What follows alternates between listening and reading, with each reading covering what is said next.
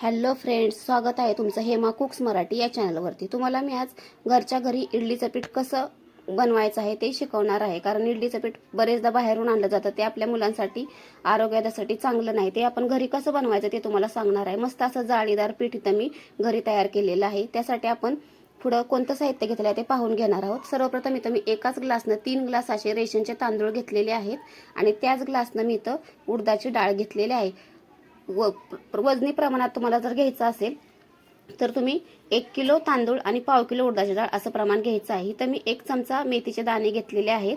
1 चमचा मेथी दाणा घालायचा आहे। तुम्हाला वाटेल आपली इडली डोसा कडू होतील, असं काहीही होणार नाही। तुम्ही घालून बघा, खूप छान होतील। इथं मग नंतर आपल्याला 3 चमचे साबुदाणा घालायचे आहेत। हे सर्व एकत्र करून घ्यायचं आहे आणि तांदूळ चांगले 3 ते 4 पाण्याने स्वच्छ धुवायचे आहेत। फक्त उडदाची डाळ आपल्याला 2 पाण्याने धुवायची आहे। जास्त पाण्याने उडदाची डाळ धुवायची नाही, कारण काय होतं, पीठ जी आंबवण्याची प्रोसेस आहे ना ती होत नाही। त्याच्यामुळे उडदाची डाळ फक्त 2 पाण्याने स्वच्छ धुवून ती आपल्याला बाजूला ठेवून घ्यायची आहे। नंतर तांदूळ 3 ते 4 पाण्याने स्वच्छ धुवायचे आहेत, कारण आपण इतर रेशनचे तांदूळ वापरल्यामुळे त्याला कचरा वगैरे घाण असते, त्याच्यामुळे ते स्वच्छ धुवून घ्यावे लागतात। तुम्ही जर इडलीचा तांदूळ वापरला तर तुम्ही ते 2च पाण्याने धुतला तरी चालेल। आता आपण इथं हे मस्त असे झाकून ठेवायचं आहे। 7 ते 8 तासासाठी आपल्याला हे पीठ तांदूळ आणि डाळ झाकून ठेवायचं आहे। तुम्ही पाहू शकता 7 ते 8 तास झाले आहेत। नंतर आपण आता दोन्ही सुद्धा तुम्हाला मी उघडून दाखवते। मस्त असं फुगून वरती आलेले आहेत तांदूळ आणि साबुदाणा त्याच्यामधले सुद्धा। आणि आता हे आपल्याला मस्त मिक्सरच्या भांड्यामध्ये वाटून घ्यायचं आहे। तर सर्वप्रथम आपल्याला वाटताना तांदूळ अगोदर वाटायचे आहेत आणि डाळ नंतर वाटायची आहे। तर सर्वप्रथम आपल्याला वाटताना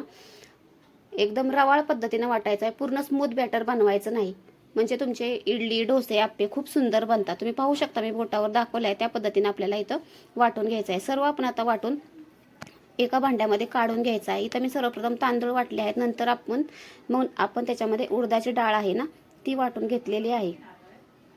नंतर आपण ते सर्व पीठ एकत्र करायचं आहे आणि आपण त्याच्यामध्ये 1 चमचा सोडा घातलेला आहे आणि आपण थोडंसं पाणी त्याच्यावर इडलीच्या मधलंच घालून घेतलेलं आहे। हाताने मस्त असं 5 मिनिटं आपल्याला फेटून घ्यायचं आहे। एकाच डायरेक्शनमध्ये फेटायचं आहे, उलट्या पद्धतीने फेटायचं नाही तर पीठ आंबत नाही।